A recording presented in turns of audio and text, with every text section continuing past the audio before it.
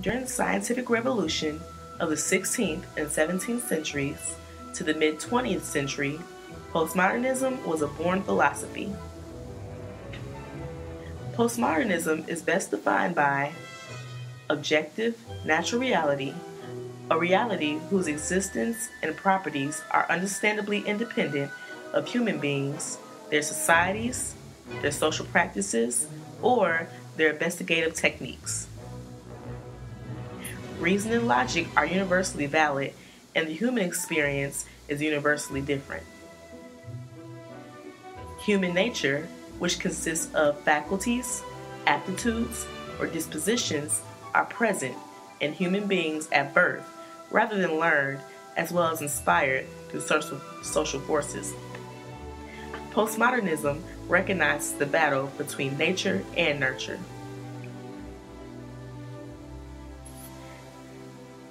Jacques Derrida, 1930 to 2004, was the founder of deconstruction, which was the beginning work of postmodernism.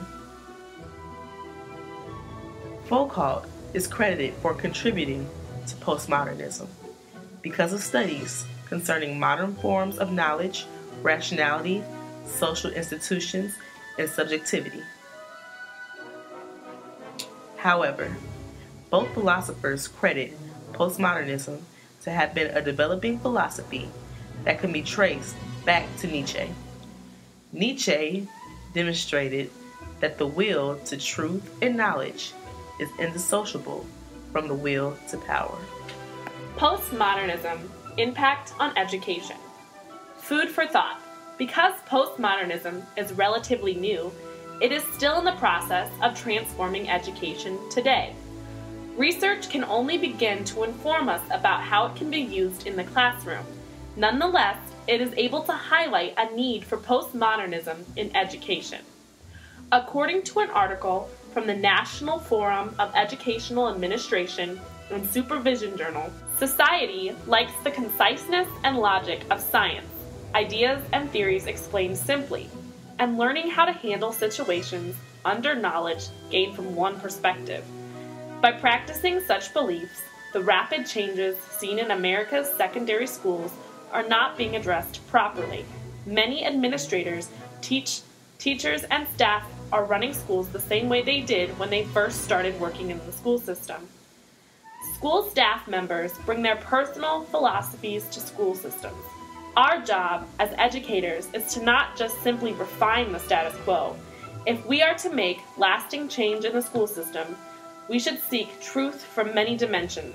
As human beings, we are complex, multi-faced organisms who cannot be limited to just one extreme.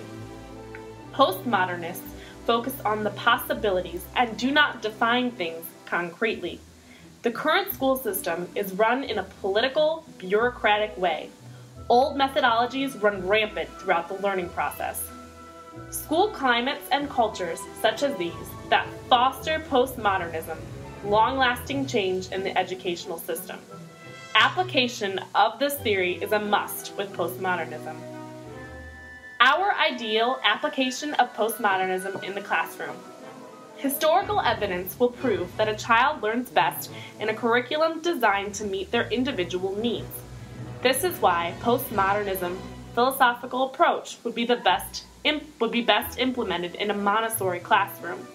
Because this philosophy is defined by the independence of human beings, their society, social practices, or their investigative techniques, the Montessori classroom would allow for individualized learning. The teacher would be able to approach modern learning style that caters to a student's social practices and cultural upbringings, as it differs from child to child. This learning philosophy would allow students to be more engaged in their studies, because the teaching style caters to them.